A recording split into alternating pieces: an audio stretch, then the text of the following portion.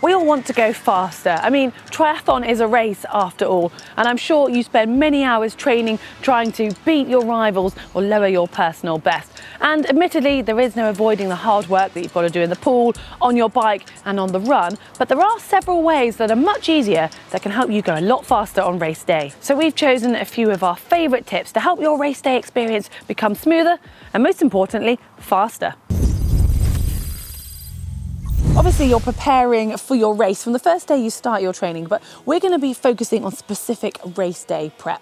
So let's begin with the swim. Now, there's a lot of ways you can save valuable seconds. To start with, make sure that you've got a good fitting wetsuit. And once you're happy with what you've got, if you grease your wrists and your ankles with something like Baby Oil or Body Glide, then that'll make a massive difference. And also, when it comes to the actual transition, make sure you get your wetsuit down to your waist as quickly as possible, as the wetter you are, the easier it is to slide off. Okay, on to tactics. So if you can get some inside knowledge to find out the best place to swim with the current and away from any of the chop, and then try and find a landmark that's going to be large enough for you to see to help you spot, as well as using the marker buoys. And finally, try and find some swimmers that you know are going to be a similar pace to you or maybe a little bit quicker, so you can really get the benefit from drafting. So you've got your wetsuit off in record time. Well, now you can dramatically improve the speed of your transition by changing your layout. For example, start with having a bright towel so you can easily find your kit when you run into transition. If you're not yet at the stage of leaving your shoes on your bike, then just make sure that they're laid out in transition facing away from you so that when you come in, you're going to be able to get your feet in more easily. And if you're not going to be wearing socks, then put in a bit of talcum powder and a bit of lubrication like some Vaseline or petroleum spray around the heel. And if you are wearing socks, then make sure you leave the corresponding sock on the corresponding shoe. Maybe even think of popping them inside and rolling down the tops so they're that much easier to put on.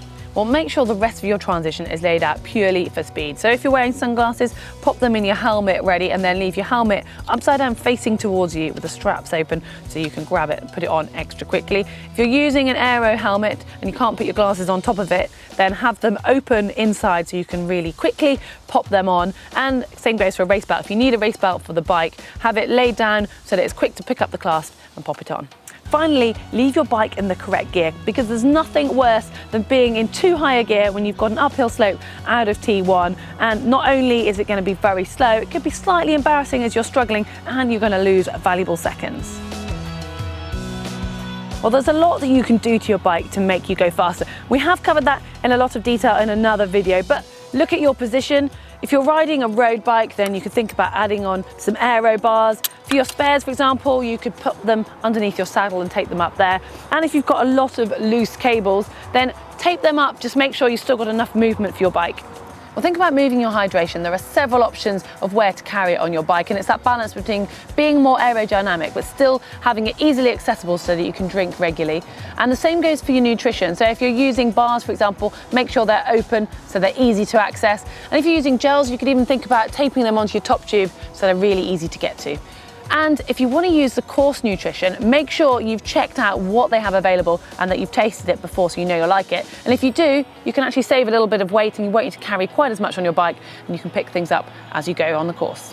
And then there are things that are more easily overlooked, such as a clean bike. And yes, I probably do need to address mine, but having a clean bike that is well lubed will be more efficient and then obviously faster. And if you can afford some new tyres for your race, that will make a difference. You're less likely to have a puncture and they will be faster. And talking of tyres, check out the road surface beforehand so you can work out what the optimum tyre pressure is that you want to run. Right, this may sound obvious, but know where you're going. And if you've got the chance, then drive the course the day before. You can note any sharp bends, ascents, descents, and maybe even get out of the car and notice the wind direction. And if you can, find someone who's raced it before, because they might well be able to give you some good tips. We're going by pretty much the same rules as we did for T1. It's all about the layout for the quickest transition possible. So have your shoes facing away from you. If you're not wearing socks, make sure you put some talcum powder inside and something to lube the heel. You can use elastic laces to make it even quicker to get your shoes on. And then everything else that you're going to need, like a visor or gels, leave it in a pile so you can grab it all together and you can be putting it on whilst you're already out on the run. Once you're out onto the run, there shouldn't be too much that you've got to think about. If it's a short run or it's short laps, then try and walk it or maybe even jog it beforehand so you've got that mental advantage of knowing how to pace it.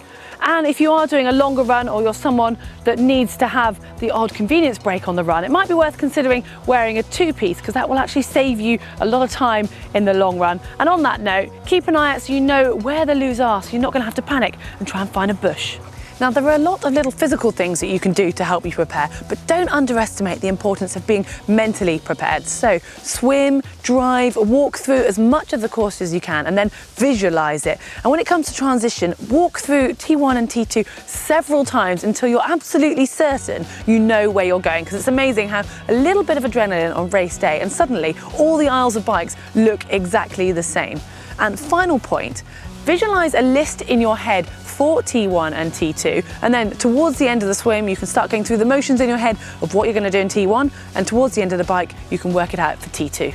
And finally, a tri-suit or a triathlon specific two-piece will save you a lot of time from changing in transitions, but just make sure that if you're using any new kit, you've worn it at least once before race day. And make sure to pack a spare pair of trainers, as you don't want to be having to warm up barefoot once you put your trainers into transition. And talking of warm up, if you can't get into the water or you don't want to before your swim, then you can do a jog and some mobility exercises to get your heart rate up and get you into the race zone. Follow these tips and save valuable seconds, even minutes, in your next triathlon race. And do let us know if there's any hacks that you've got of your own that we haven't included today. And if you haven't yet done so and you want to catch more videos from GTN, just hit the globe to subscribe. And if you want to see the video we made on our top 10 triathlon hacks, that video is just here. And if you want to know how to transform your road bike into a triathlon bike, we made a video just here.